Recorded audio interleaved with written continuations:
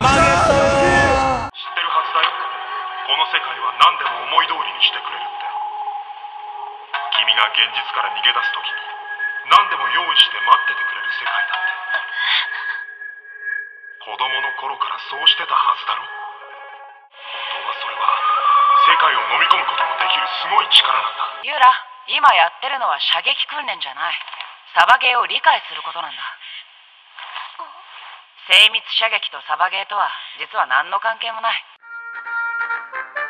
지금까지 이런 애니는 없었다. 이것은 애니인가 소리인가?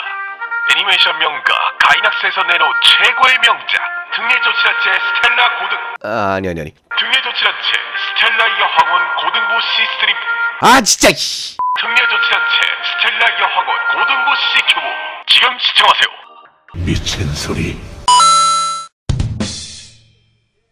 지난 칸콜의 영상 때로 말씀드렸지만 성장물이라 함은 노력하는 과정과 그 결과도 중요하지만 제일 중요한 것은 그 동기에 대한 묘사입니다. 칸콜이도 그렇고 C큐브도 그렇고 이걸 못해서 유사 성장물로 전락해버린 것이죠. 칸콜의 경우 동기에 대한 묘사가 부족하다면 C큐브의 경우는 동기에 대한 묘사를 안 해요. 요컨대 이 부분에 있어서는 놀랍게도 칸콜보다 더한 것이죠. 서바이벌 게임이라는 스포츠의 근본을 왜곡하고 세카이를 집어삼킨다 뭐다 하면서 자기네만 이해하는 판타지를 써내려가는 둥 완전히 자기 작품에 심취해 있으신데 정작 기본을 안 하고 있는 겁니다. 유라가 C큐브 소속으로 처음 나간 대회에서 주변 대원이 전멸하고 혼자 남은 상황에 뭘 할 수가 없겠다 싶어 항복을 하고 라이벌 비스무리한 포지션에 있는 하루라 닌이 유라에게 하는 말을 들어봅시다.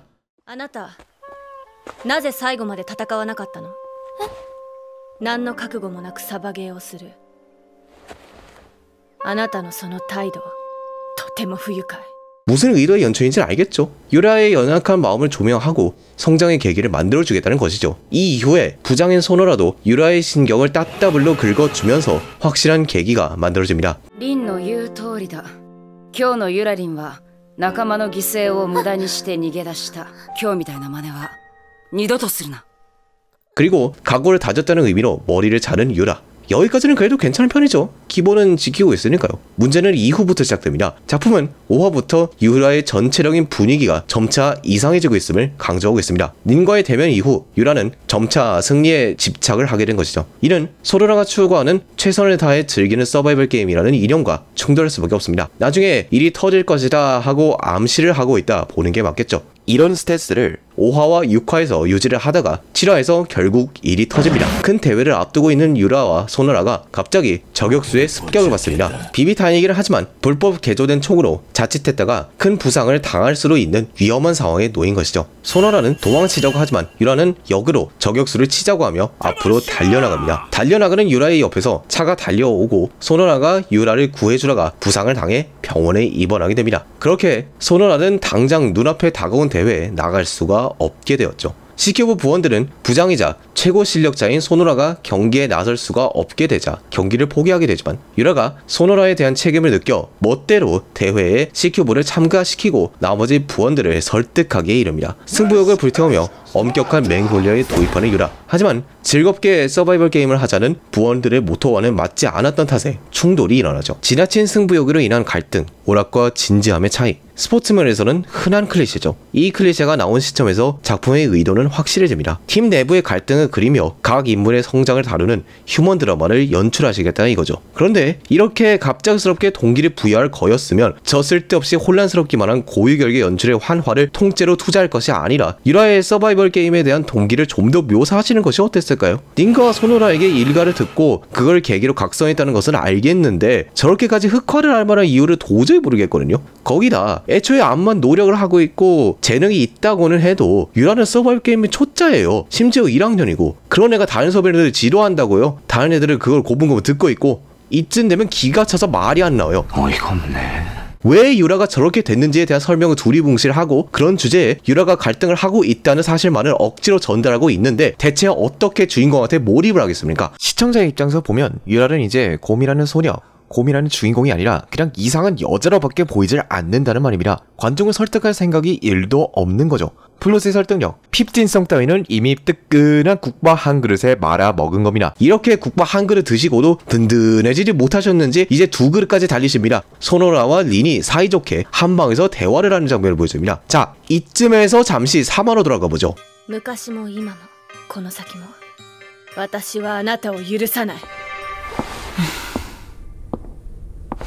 그래서 지금 얘네를 뭐하고 있는 거죠? 도저히 3화의 린과 소노라와 지금의 린과 소노라가 같은 인물이라는 생각이 들질 않습니다. 그렇습니다. 우리가 모르는 어느 순간에 이 둘의 갈등이 멋대로 해소되어 있는 겁니다. 해소의 과정을 생략한 거예요. 이제는 아주 자기 캐릭터에 대한 이해조차 부족한 모습을 보여주고 있는 겁니다. 처음부터 끝까지 동기 하나 파악하기 힘들고 기껏 동기를 세워놔도 무로 되돌리는 이 엄청난 각본에 우리는 혀를 내두를 수밖에요. 이렇게 만신창이가 된 작품에 펼쳐지는 화려한 피날레를 보시죠.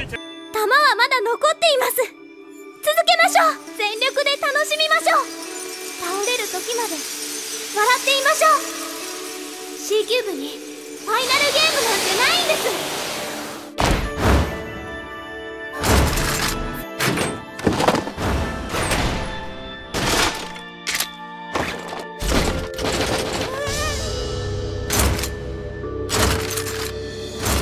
あとはおのおの思いっきり楽しむことお前の仕業だなユラ。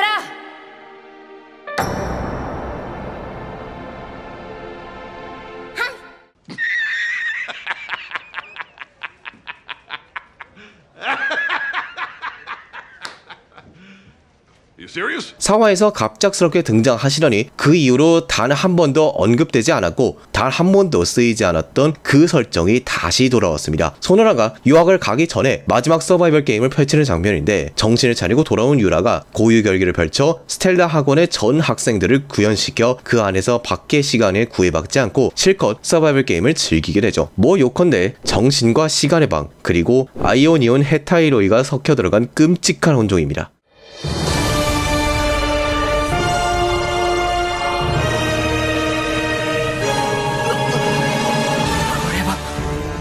ここはかつて我が軍勢が駆け抜けた大地世と苦楽を共にした勇者たちが等しく心に焼き付けた景色だ彼らとの絆こそ我が司法我が王道アイオニオンヘタイロインなり 이 작품도 결국 칸코레와 마찬가지로 후반에 안 되겠다 싶으니 하드스로잉을 하고 있는 것이죠. 결국 이 작품은 일상물의 원작으로 하면서 일상물임을 거부하고 스포츠물로 변화를 꾀했다가 이도 저도 아닌 작품이 되어버린 것입니다. 이렇게 날선 비판을 했음이라만 전 사실 이 작품이 시청자에게 무언가를 보여줬으면 했어요. 물론 방영하기 전에도 전혀 주목을 받지 못하고 있는 작품이었고 작품 자체가 망해버리고 나서도 주목을 받지 못한 작품이긴 하지만 그럼에도 저는 이 작품에 무언가를 기대할 수밖에 없었어요. 야마토 유라는 저라는 인간과 매우 닮은 캐릭터거든요. 이를 설명하기 위해선 그 누구도 알고 싶지 않을 제 인간사를 말씀드릴 필요가 있겠네요. 저는 어릴 때부터 자폐 스펙트럼 장애를 앓고 있는 사람입니다. 자폐증이 사람을 힘들게 만드는 것은 바로 세상을 다른 사람들과 같은 시선에서 보지 못하게 한다는 것입니다. 자폐, 자신을 가둔다는 의미를 지닌 이 병은 그 단어의 끝 그대로 환자의 마음을 자신의 세상이라는 이름의 감옥에 가둡니다. 자신에게 일이 불리하게 돌아갈 때, 두려울 때, 피하고 싶을 때 저는 언제나 이를 직시하는 것이 아니라 저만의 세상을 만들어 거기서 숨고는 했습니다. 지금도 마찬가지고요. 무의식적으로 이 세상은 내가 생각하는 세상과 다르다고 생각하며 현실을 부정하는 것이었죠. 야마토 유라라는 캐릭터가 보여주는 모습들이 저와 같은 사람들을 상징하고 있다고 보는 게 과연 허무맹랑한 소리일까요? 툭하면 망상의 세계에 빠져들어 현실을 부정하는 모습이나 남들과는 다른 생각을 가지며 그것만을 고집하고 한번 생각을 행동으로 옮기기 시작하면 주변이 보이질 않고 그것 때문에 업무와 인간관계가 틀어지는 모습은 분명 저와 매우 비슷한 모습들입니다. 바로 그렇기 때문에 이 작품이 무언가를 보여줬으면 한다는 헛된 희망을 품었던 것이죠. 유라가 현실을 부정하면서 하는 망상을 저 웃기지도 않는 판타지 설정으로 퉁치고 멘토가 되어야 할 두 사람은 지네들끼리 개꿀잼 몰카를 찍고 있는데 여기에 어떤 희망을 품을 수 있겠습니까? 요컨대 이 작품은 작품에서 다루는 요소에 대한 존중을 조금도 하고 있지 않습니다. 야마토 유라라는 어쩌면 사회성이 부족한 사람들을 상징하고 있을지도 모를 캐릭터를 그 잘난 자기 주장을 위해 억지 설정을 덕지덕지 갖다 붙이고 서바이벌 게임을 하라는데 건카타를 하고 있는 작품의 모습에서 리스펙을 찾기란 도저히 무리죠. 자신이 하고 싶은 이야기를 하는 것은 좋습니다. 예술이라면 당연히 갖추어야 할 자세이기도 하고요. 하지만 이것은 자신이 하고 싶은 이야기를 하는 것이 아니라 속되게 말해서 그냥 땡깡을 부리는 거예요. 일상물을 매도하며 부정하면서까지 하고 싶다는 이야기가 기본조차 해내고 있지 못한 이야기라니요. 차라리 요즘 유행하는 이곡갱물이라고 만들어서 대놓고 망가지시는 거예요. 이곡갱물로 만들면요, 이런 소리가 나와도 이곡갱이네 같은 소리가 나오지 실망을 하지는 않거든요. 그럼 오늘은 이만 물러가겠습니다. 혹시 괜찮으시다면 이 모자란 유튜버를 구독과 좋아요 혹은 싫어요로 길러주십시오. 여러분의 귀중한 클릭이 저를 사람으로 만듭니다.